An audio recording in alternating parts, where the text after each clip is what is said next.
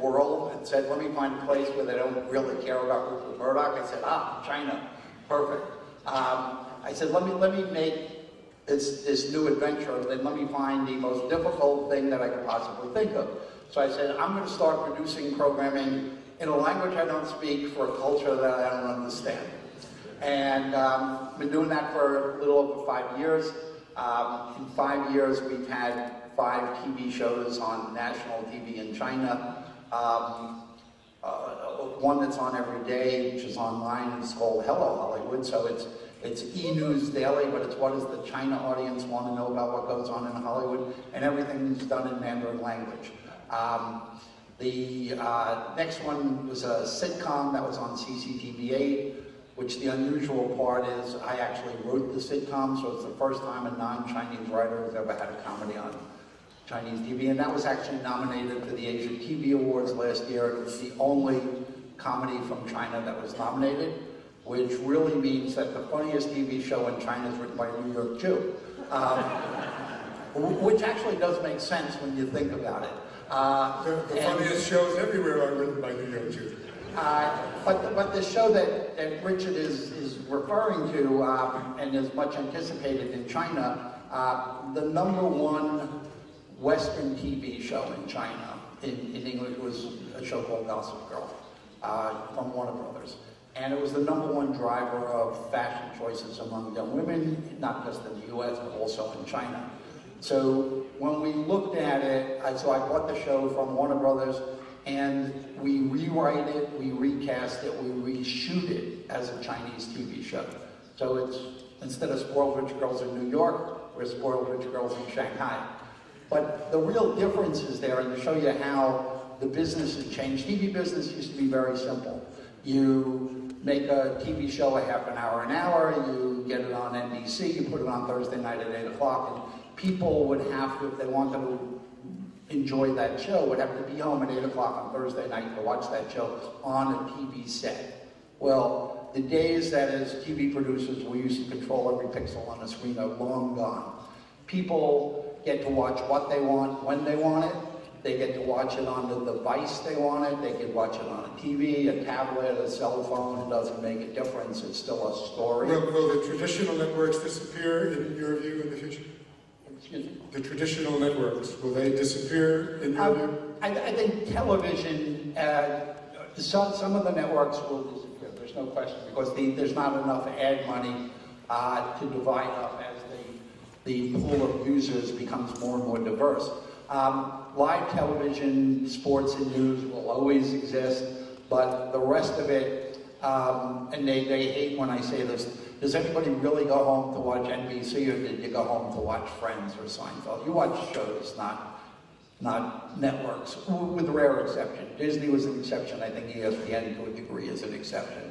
But there's this fracturing of audience that will continue to go. That's, as the cost of making TV shows becomes cheaper, the economics of making it for smaller and smaller passionate groups becomes more and more favorable. So and that's the future in our view, in your view.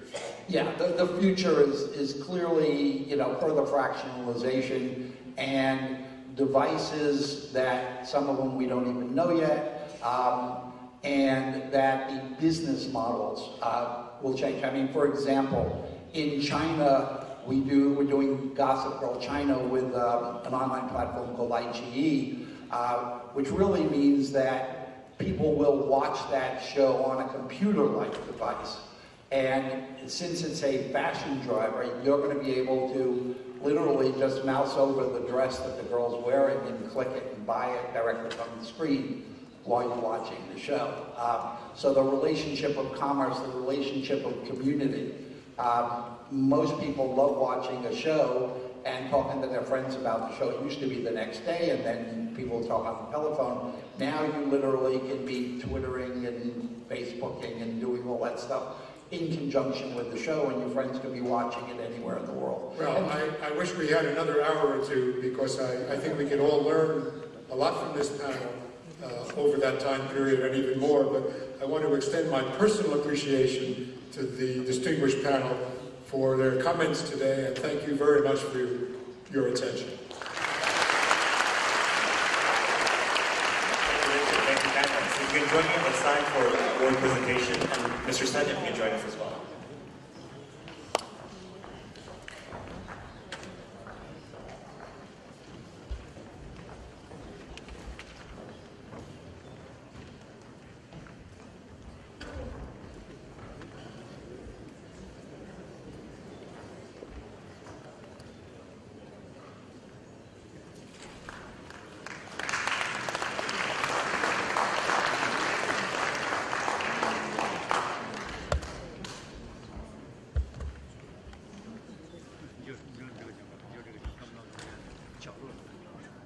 我不能露脚，露脚就露头了。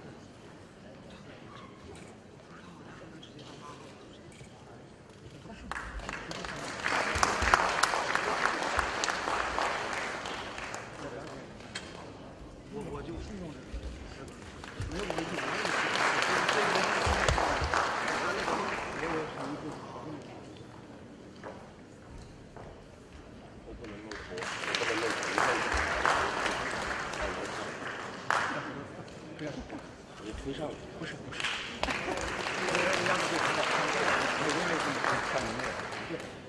你明白吗？明白。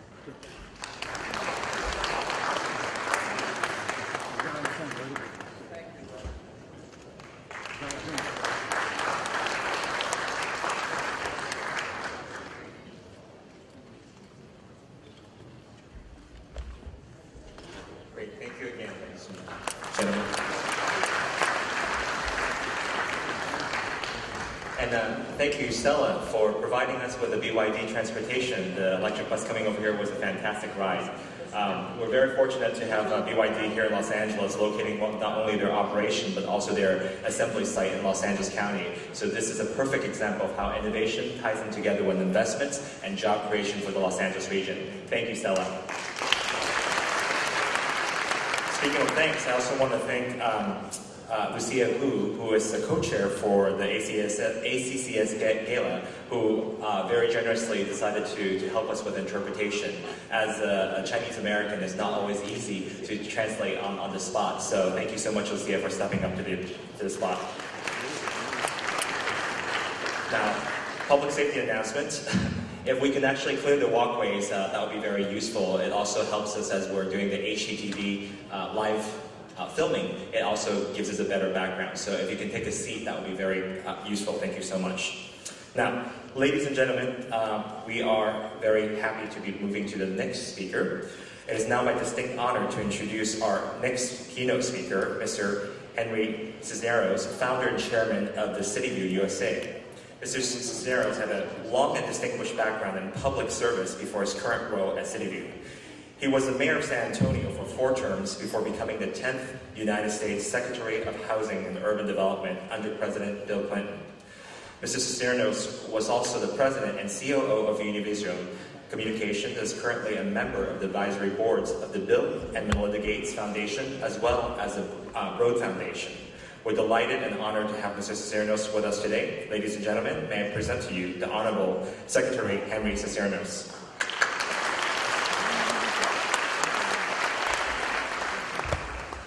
Stephen, thank you very much. Thank you for your good work today and day in and day out. To Mr. Sun, CEO of the American Chinese CEO Summit, Ambassador Jian, the distinguished panelists and presenters, and I do want to single out one person who's a dear friend who made it possible for me to be here today, and that is Simone Liu of Wells Fargo. Thank you, Simone, for your help. I know she's a very popular lady in this setting. To all of our honored guests, congratulations on this conference. It is appropriately organized as the 3 I's of innovation, investment, and industry, which characterize the U.S. and China business relationship. This is a difficult conference to organize. It requires a lot of vision. It is complex to put together. It requires an interested and enthusiastic audience who's willing to give up a Saturday the way you have to learn more about the essence of this relationship. And it brings people from abroad So this is a very important way to spend today. Congratulations to all who have organized it. Today we celebrate the U.S.-China relationship. And it is appropriate at a time when the United States government is refocusing its attention to trans-Pacific relationships, specifically a focus on Asia, with the most important player in that relationship being China.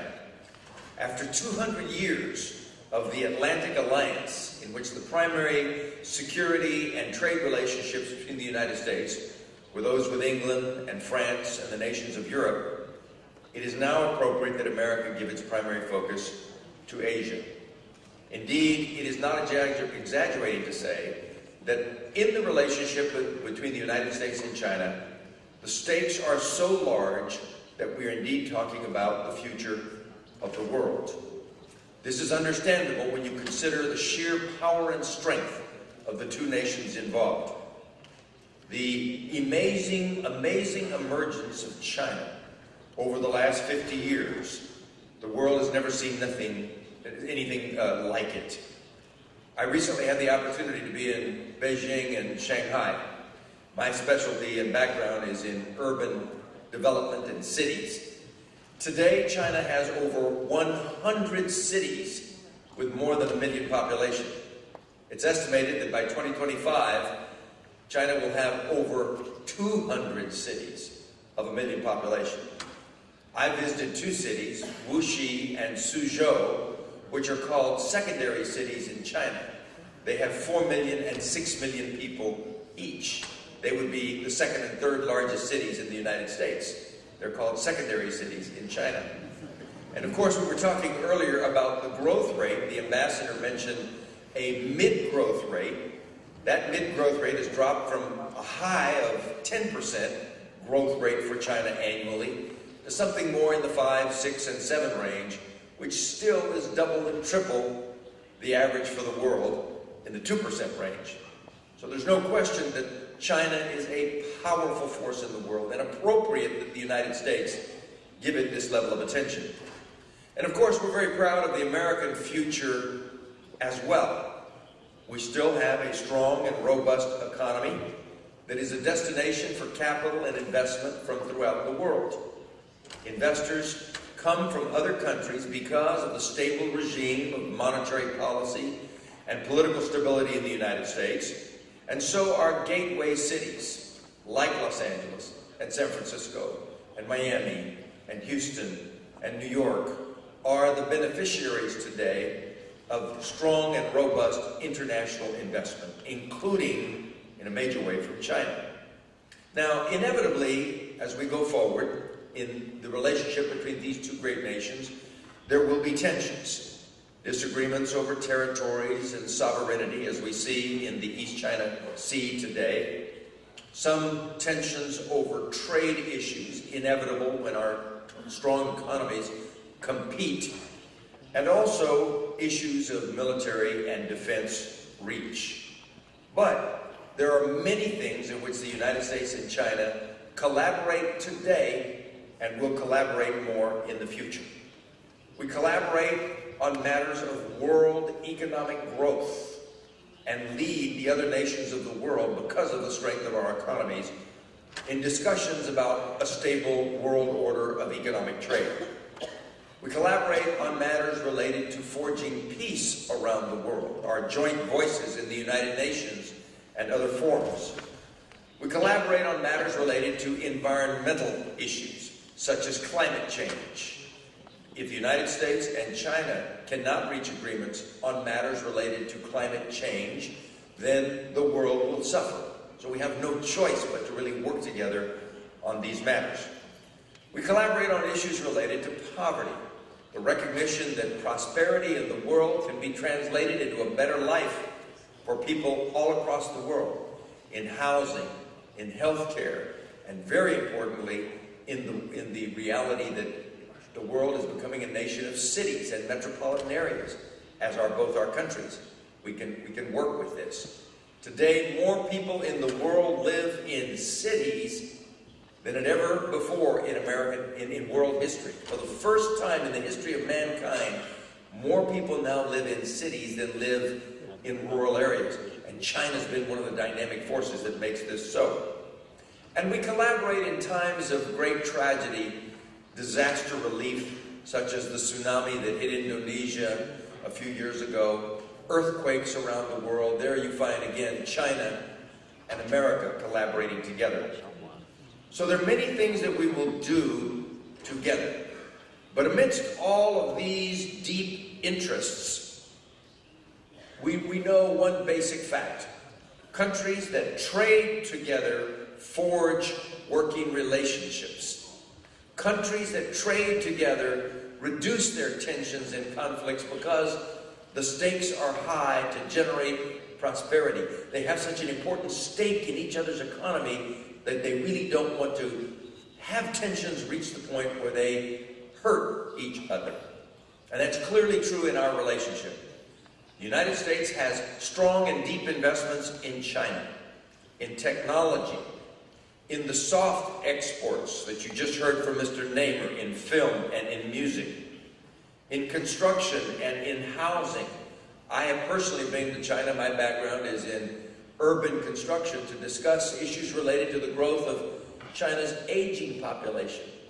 China is one of the more rapidly aging countries in the world because of the one-child policy, and they are not set up to house the large aging population. China's aging population, over 65 years of age in the next few years, will be larger than the entire population of the United States. There's a massive need for investment in housing for an aging population and in the infrastructure of rail and shipping.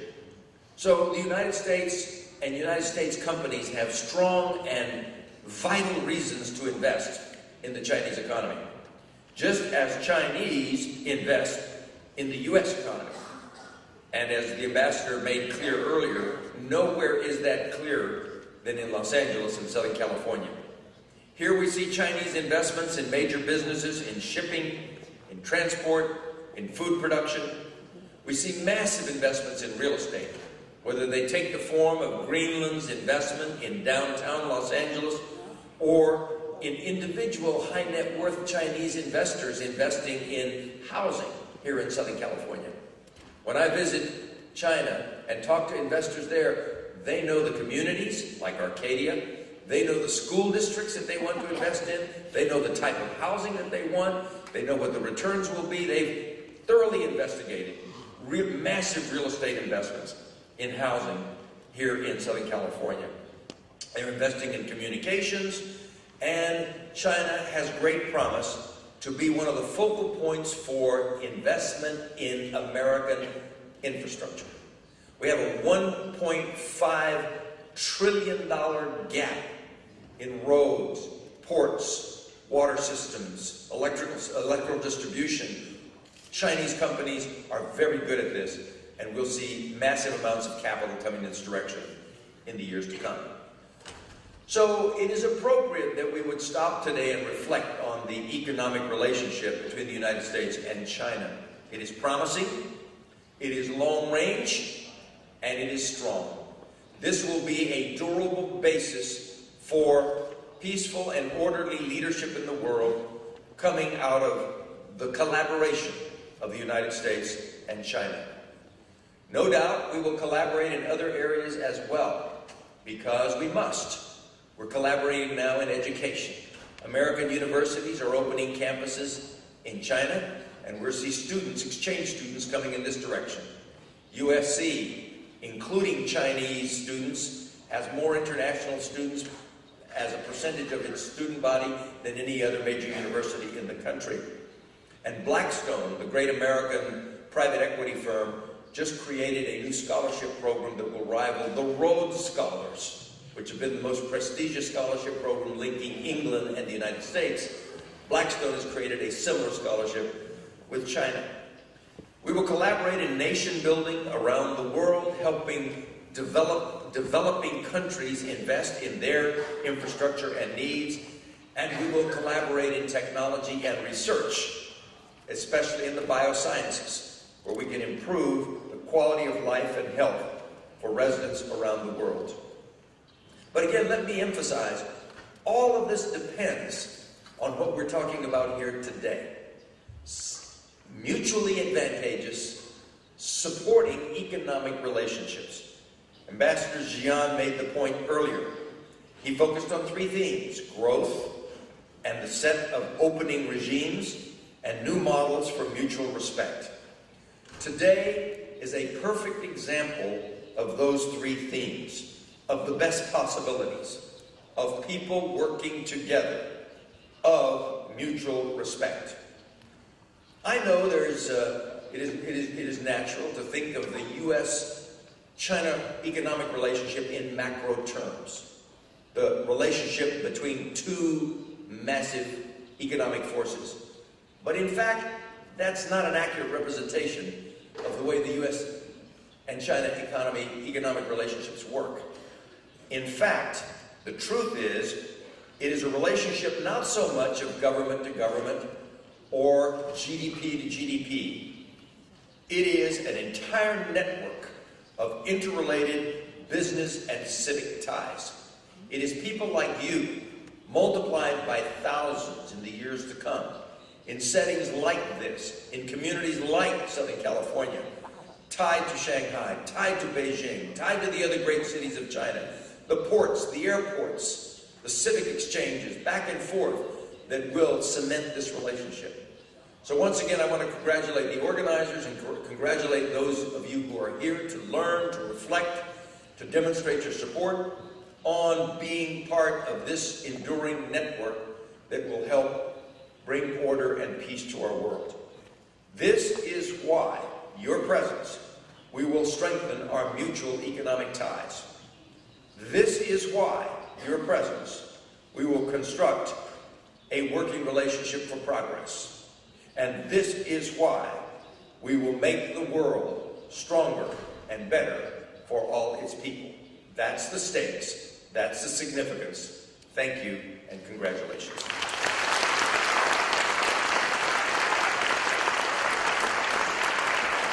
Mr. Secretary, may I please have Mr. Les Gold, partner at Mitchell, Silsberg, and also NUP, to present the award for Mr. Secretary, please.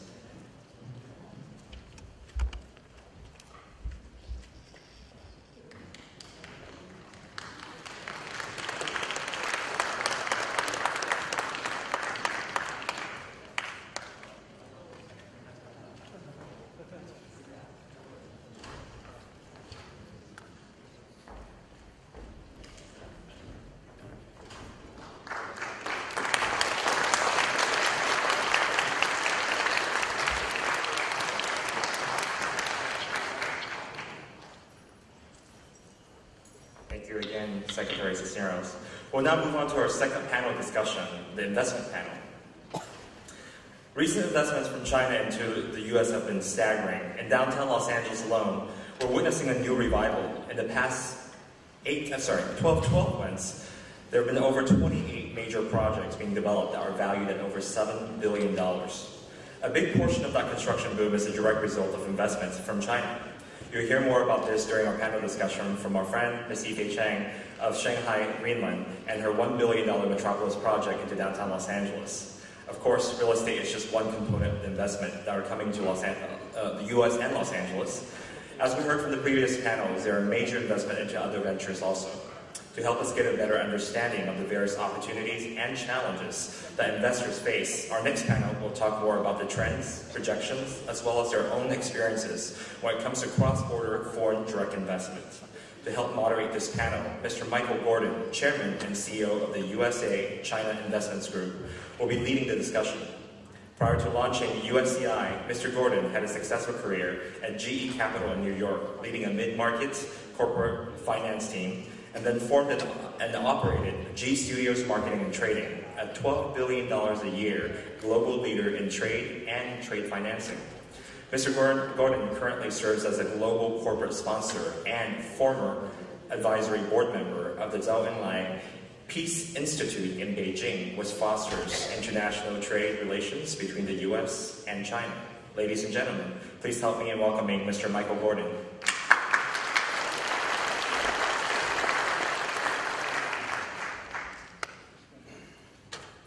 Good afternoon, ladies and gentlemen, and welcome. I'm going to ask our panel, let's grab a seat, and I'll have a few words, and then we'll start. Please come out of your Brian, Tom, thank you. Thank you for joining us today. Tom, thank you. Thank you, Steve. All right. Ladies and gentlemen, our panel today is entitled Investment, and Stephen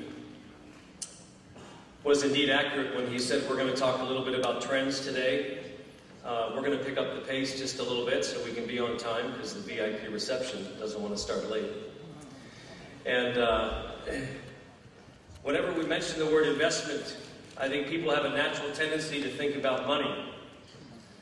And one of the things I think we want to talk about, and thank you, Secretary Cisneros, for mentioning this, and Ambassador Liu, thank you so much for discussing the importance of relationship.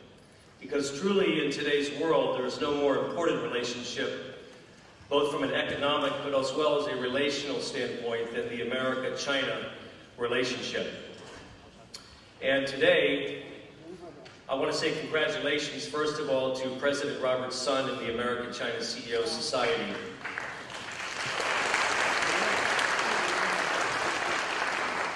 For truly being a leading organization that fosters this relationship. Robert has, over the last 2 or 3 decades, hosted thousands and thousands of people here in America and taken hundreds and hundreds to China.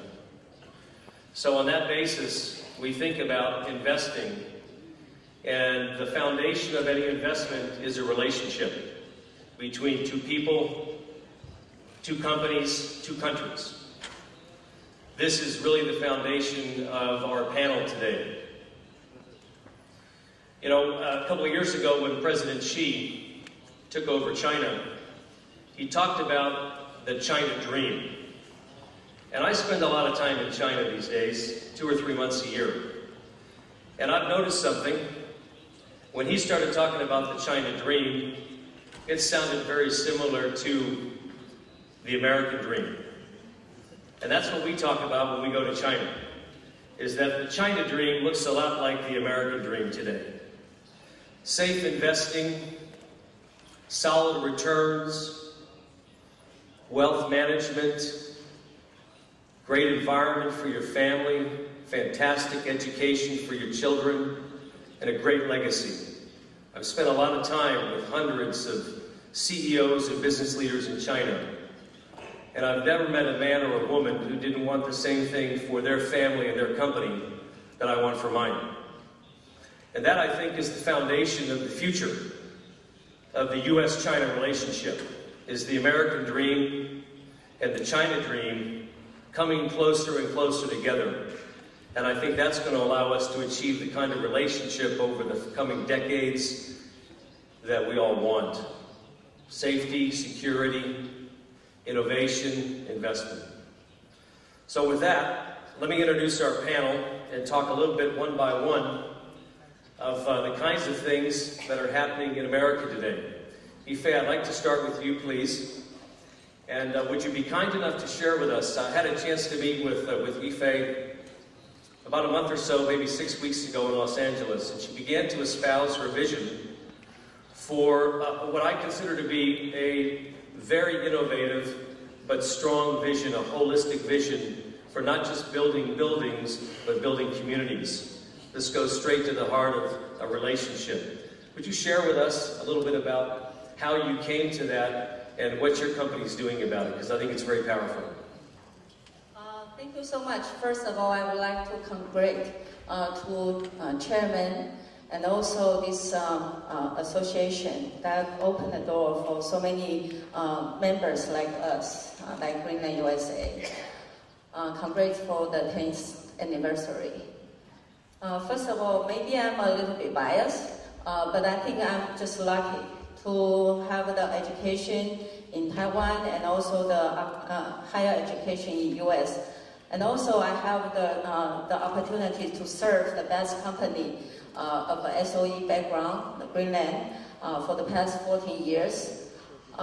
We come with a very good timing when the US market is getting out of the recession and going very, very strong. And also, we're just lucky to be in the real estate home business that it's easy to understand. And also, I'm very lucky to have a chairman with a vision and also with the determination to build a company within the past 23 years with merely only $3 million. And nowadays, the Greenland Group is ranking number 258 among the global Fortune 500. So I'm just a lucky one. But I think we are also very lucky to have a team, international team here that work closely on a daily basis. We drive very hard to make our business here very successful. Thanks to our international partner like Aecon Tishman, like Gensler, and like HED, that they make our construction going taller and taller and taller at the speed of 3 days of forward in downtown LA, which the Metropolis project can one day, and not very far away, next year you will be able to see 2 towers complete and ready to move in. Move in not just the 350 rooms of a hotel, be able to create more jobs and also to create more revenue for the city, but also the 308 units of a condominium to live really in downtown. So I see a lot of crowd today. I hope that you will at least drive by or take a Uber, right? But drive by or to drop by our gallery on the 47th floor of 777 South Figueroa Street. Come visit us and see your city and also the new high-rising building under your feet. We see a lot of opportunity to be able to merge the different culture.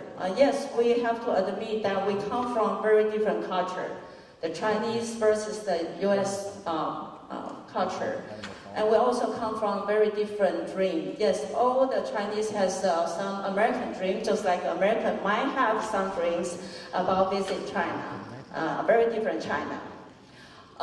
So I think we have the opportunity to build an international community here, right in downtown of LA or in Brooklyn, New York, that we can provide a one-stop solution for all the members, for the middle class American families to be able to settle in and start their young family with a very trendy urban living. That's our vision and our mission.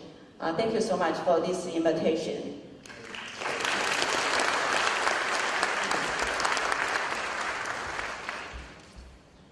Brian Peck, would you share with us, from a California perspective, Brian of course works in the governor's office, some of the benefits and the pluses and the programs and the promotions that make California the primary destination for Chinese investment in America? Thank you very much. Yep. Thank you very much, Michael. Appreciate it. And first of all, on behalf of the Governor's Office, I'd like to extend our congratulations to Robert Sun and to the organizers, sponsors, and all the volunteers that made this event possible. Thank you very much for that, and it's an honor to be here.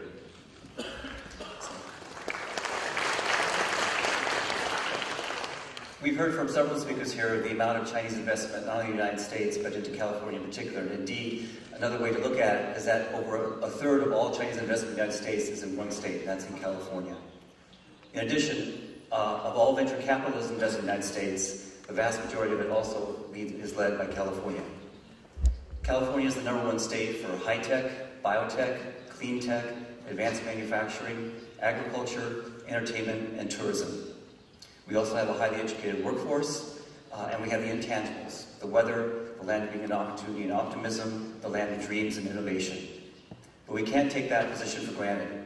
And so Governor Brown has implemented several programs and benefits and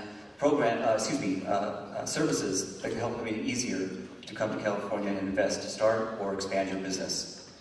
Two things to keep in mind, though, is that the objective of these incentives are not just to bring in investment for the sole purpose of investment itself, but to create jobs and to spur innovation in key sectors that are key for the future of our economy. Low carbon emissions, renewable energies, in ICT, smart cities. These are where a lot of the tax incentives and R&D grants are geared for to encourage innovation in that area. The governor has implemented several tax incentives such as tax credits, sales tax exemptions, grants, research and development incentives. There's employee training reimbursements to help train employees in new skills and new technologies. So these are just some of the programs that are available. In addition, the governor's office offers free services such as site selection, permit and licensing, streamlining and application. I know that's a criticism of California that sometimes it's over-regulated. We're trying to address that. We have a special unit set up especially to address concerns of small and medium-sized businesses. In addition, one thing to keep in mind is that investment is a two-way street. Just 2 weeks ago, I had the honor of leading a group of Silicon Valley mayors to China, visiting 8 cities. And there we saw a lot of opportunities for California innovative companies to invest in China, and they're hungry for that. Ambassador Liu earlier mentioned about California Governor Brown signing an MOU, a trade and investment, with China's 7 provinces. Governor's office is the lead agency for that in the United States. We encourage you to take advantage of this MOU as a platform, as a pipeline for information for investment opportunities, not only for Chinese into California, but for Californians into China. So Michael asked us to keep it short. I'll be brief but emphatic. California is open for business.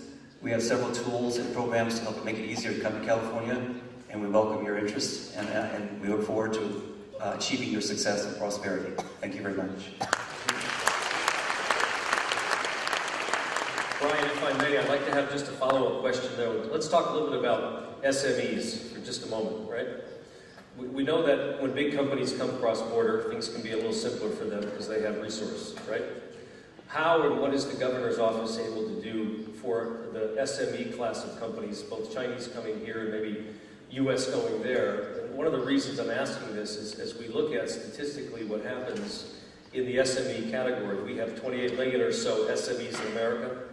I'm told by the associations in China something like 45 million SMEs in China, right? Less than 0.1% of these companies trade across border between China and America. How can we spur some additional involvement at the SME level? What are we doing? Well, for incoming SMEs, as I mentioned, we have several free services. They might not know where to locate in California. So we get some specific information for them, we keep it confidential, and then we reach out to all the local partners throughout the state, including here in LA, to find 3 to 5 optimal locations that we then take them to personally and show them what could be the possible locations for their site or their operations. I mentioned one of the tax credits that's available is called the California Competes Tax Credit. We currently have $200 million to dole out this year, if you will. 25% of that is dedicated specifically to SMEs. So you're not competing directly, say, with the large multinationals. So that's some financial incentives. Again, we help out with license and permit streamlining that sometimes the small companies don't have the resources, and find daunting to deal with. So the combination of the free services and some of the specific tax programs or incentives that are available for small and medium-sized enterprises to make it easier to come into it. For outbound SMEs, we have several programs where we work with our federal partners in terms of loans or grants to help them promote their products or engage in trade missions to help establish export markets overseas, including China. Great, thank you. Thank you, Ryan. Stephen, we talked a little bit about a brief sort of case study when many Chinese companies come to America. They're concerned about issues around taxation and the U.S. global tax, and they consider that the boogeyman of taxation, I think.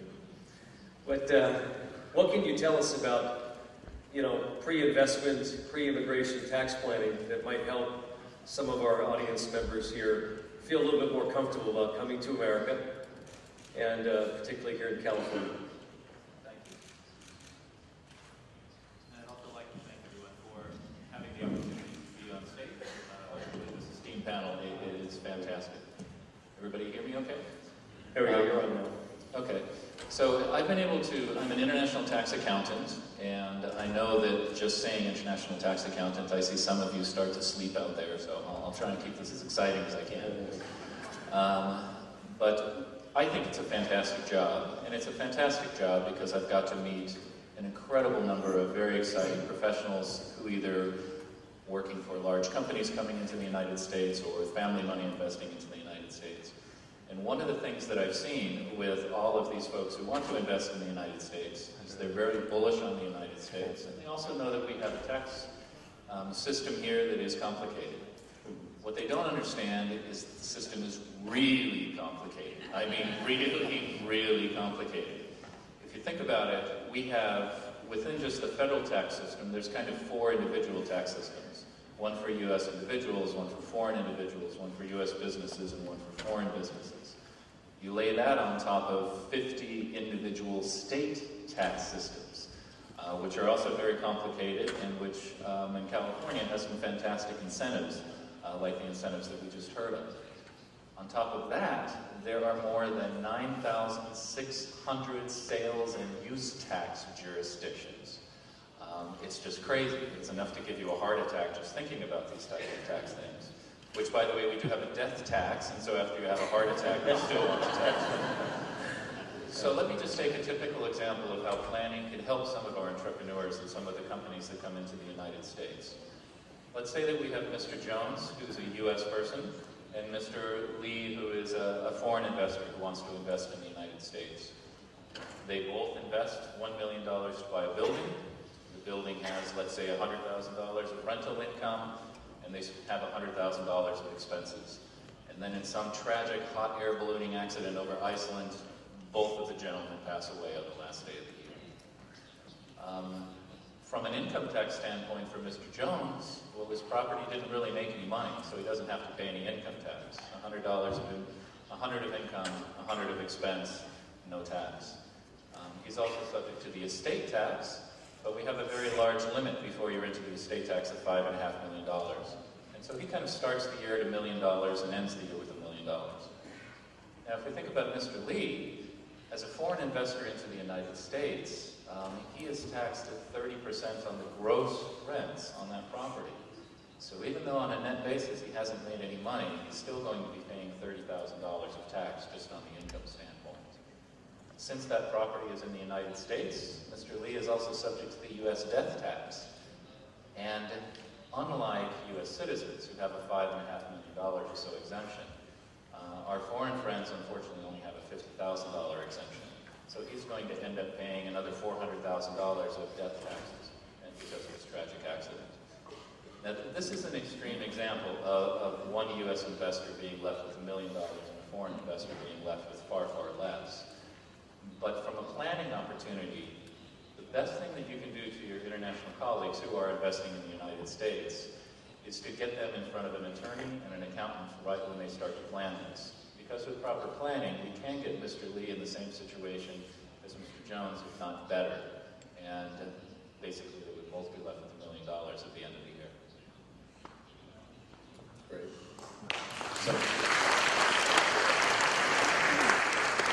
So you shared with us at the top of your talk that you love your job, and now we know why. With all the tax regulations, you're going to be a busy man for a while. Yeah, it's not getting any easier. Well, in one of my favorite books on my shelf, there was a Tax Simplification Act that was made a few years ago, and the book to explain the tax simplification was about that thick. So I think I'd have some job security. Thank you. Like some of the pamphlets our government puts out, it wasn't all truth, I suppose, huh? Yeah, simplification, yeah. Thank you for sharing. We appreciate it. Thank you. Great. Michael, you run a business that is a franchising business. And thank you for feeding us today, by the way. We appreciate it.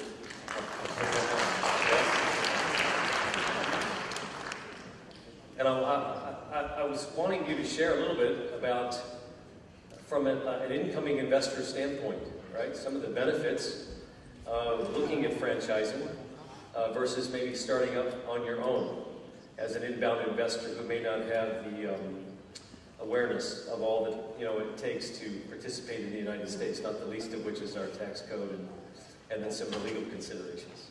Why don't you share with us a little bit about that? No, not yet. Let's go the other way. No, sir. Brian's worked. Now? There we go. Okay. So franchising is interesting because while it meets some of the criteria of, say, an 85 investment, I think the most important thing to realize when you're looking at a franchise is why are you investing in the franchise? You know, franchises have spent a lot of resources establishing the platforms and the systems that create almost in a box for the investor to step into whatever business they are. We happen to be in the restaurant business. We've created the systems to allow us to trade all of the pieces to opening and running a restaurant. But in our case, what's most important is we spent a lot of time developing a brand and a culture, and we're able to train that culture and spend the time with our potential franchisees so that they not only understand our brand, but also the culture that we're involved in. So I think it's very important when investing in something like a franchise to understand why you're doing it and understand the culture that you're investing in. There's so many different styles of franchises out there that you have to really buy into what they're doing, because the company itself will have spent numerous resources creating the business that they are operating in, and you are just you become a partner with them, and you want to make sure that you understand what they're doing and you're comfortable in that industry, and not just that industry, but that culture. And you mentioned EB5 at the top. And very few conversations happen between China and American investment that don't have some element maybe of EB5 mentioned to it. But let me ask to you, would you say that one of the big benefits of franchising, right, is the acceleration maybe of getting up and getting started and getting to success? Yeah, absolutely. For us, we've established an onboarding platform where right from the outset, we have a schedule that we follow. We have a design process that allows us to not only build in a timely manner, but also in an economic manner, so that we're able to stay within the budget that we establish up front. So, strong franchise companies that are established and have a proven track record, such as us, we've spent the time. We've opened several stores, so we know what it takes in different markets and dealing with different cities and what's involved, that we're able to set a schedule and really stick to that schedule that allows you to open in a economic time, because time is money. Right. Thank you. Thank you, Michael. I appreciate that. One of our panelists, Dr. Henry Zhu, was not able to make it from China for today's event. So he has sent Tom to join us to talk a little bit about a lead-in here on a little bit more about EB5. Love to hear about the current state of EB5, what's happening. We know some changes are coming, probably in the next month or two, right? And maybe you could share those for us. And also, I know that Henry, who's a business partner of ours in China, has introduced through the company some innovative financing. So if you would share with us, Tom, on those two fronts for the next 5-6 minutes, that'd be great. Yes, thank you. Everybody must have realized that I'm not this handsome guy down up here. Yes, he probably is the only panelist who couldn't make it today here. However, he's not here for a good reason. He's now in Shanghai. 2-3 hours later, he will announce another big event between Henry Group and Wanda Group. Henry Group and Wanda Group together, we will provide EB5 funding for Wanda to build up a downtown high-rise building in Chicago.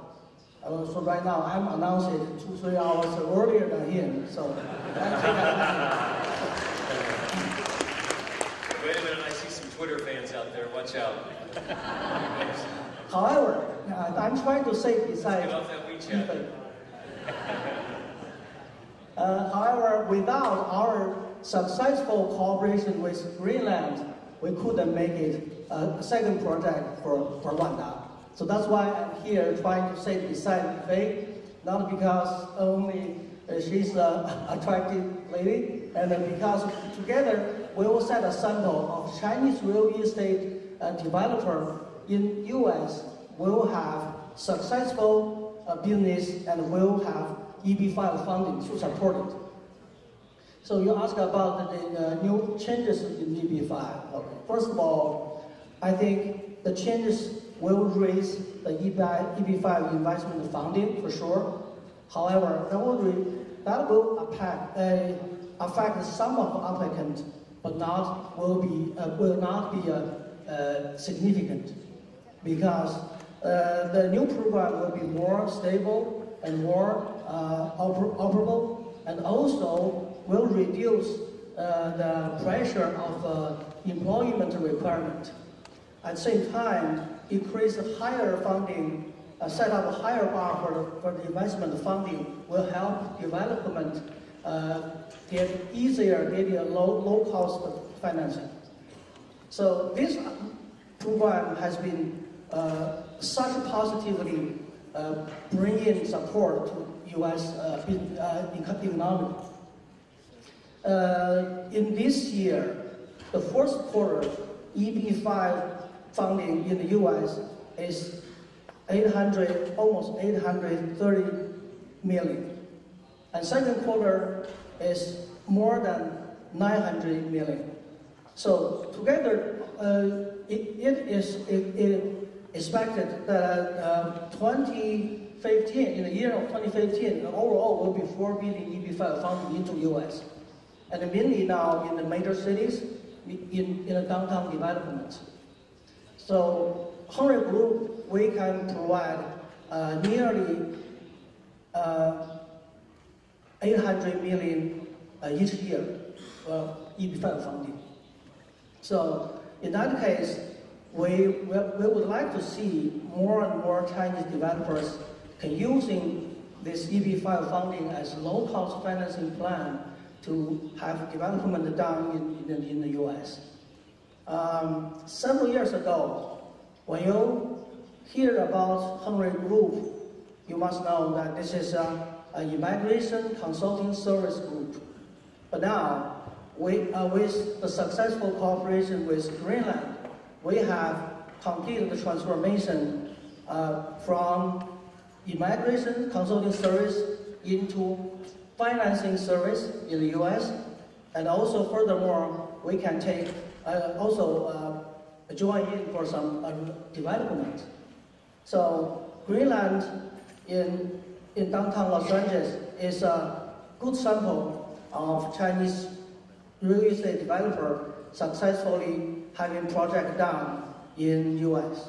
So with EB5 funding, this program will be even more successful. So even though the change is coming, but we believe EB5 program will be more solid, will be more permanent, and also bring even more projects similar to it to encourage international investors come to U.S., which maybe also come in the next few months, EP6 and EP7. So with different categories set up, it's believed more international funding will coming in, and will be more beneficial for U.S. economy. At last, Dr. Henry Zhou asked me to say a few words to our Chinese guest. 谢谢大家。我注意到呢，我们从中国来的很多呢企业家呢，可能没有带那个同声翻译。我们的总裁亨瑞邹先生委托我用中文向大家表示他的敬意，并且让我转告大家，亨瑞集团愿意向我们中国的企业家提供2个就一站式服务的这种服务。第一个，如果有移民留学申请，当然亨瑞公司20年历史，全球50家分支机构为您提供一站式的这个移民留学服务。第二个，如果您有在美国开拓这个生意，无论是地产开发或者其他生意，亨瑞公司愿意给您提供从方案设定、方案论证到方案审批，到融资，到最后的项目运营，这样也同样是一站式的咨询服务。谢谢大家 ，Thank you。We've got a couple of minutes left. I wanted to share just for a moment. And we came today to celebrate the American-China CEO Society, the American-China relationship. And inherent in that, I think we're celebrating opportunity. And I hope today, when you've heard from our investment panel, you've heard a little bit about the potential opportunities. I hope that we've created some hope for those of you who are involved in investment and have relationships in China, businesses here in America, business in China, so that you understand that America is truly the land of opportunity. China certainly is a land of opportunity. The investment cycle in China, powerful and explosive, as it is in so many spots here in California. So thank you, panel, for your time and your expertise. We appreciate you coming today. Thank you so much, and thank you all for joining us today. We appreciate your time and attention. And good day.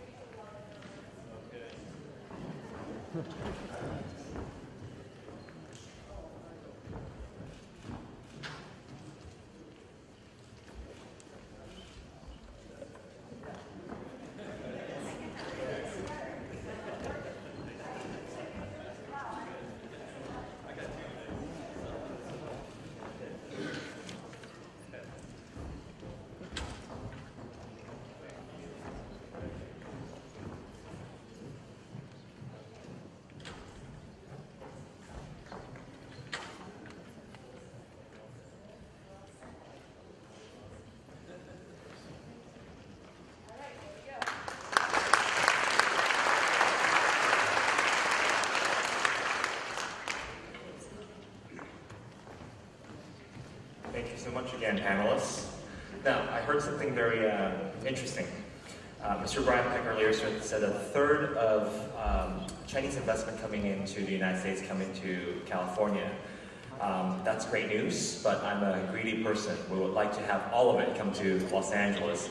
So for our viewers out in HGTV that's watching right now, just know that Los Angeles County's GDP annually is $640 billion. Which means that if we were a country, we would be larger than the countries of Norway, Belgium, and Saudi Arabia. With over 10 million people living in the region, our consumer base is huge and enormous. And we also have the #1 and #2 container ports in North America. Combined together, we're the 10th largest port complex in the world, making us the key gateway for trade coming into the United States, controlling about 40% of all ocean-going cargo coming into the United States. Lastly, as Dr. Cheese mentioned earlier as well, Los Angeles have a great airport, the Los Angeles International Airport. That is the #1 origin and destination airport with over 70 million passengers annually. So for our investors internationally, please come to Los Angeles and we welcome those investments in the future. Now, I'm very, very excited to introduce our next keynote speaker to the summit, Mr. Arun Kumar, Director General of the U.S. and Foreign Commercial Service and Assistant Secretary for Global Markets at the U.S. Department of Commerce and International Trade Administration.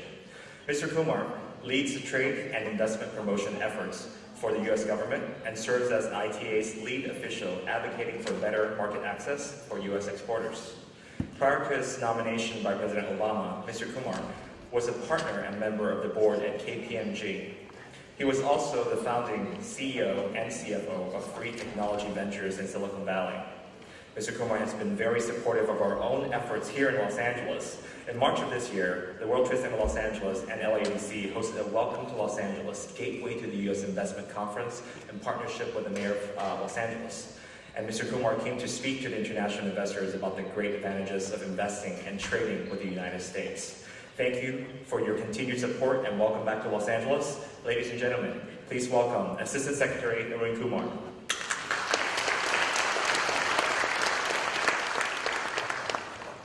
Well, thank you, Stephen, for that introduction. It is an honor to be here with you at the American China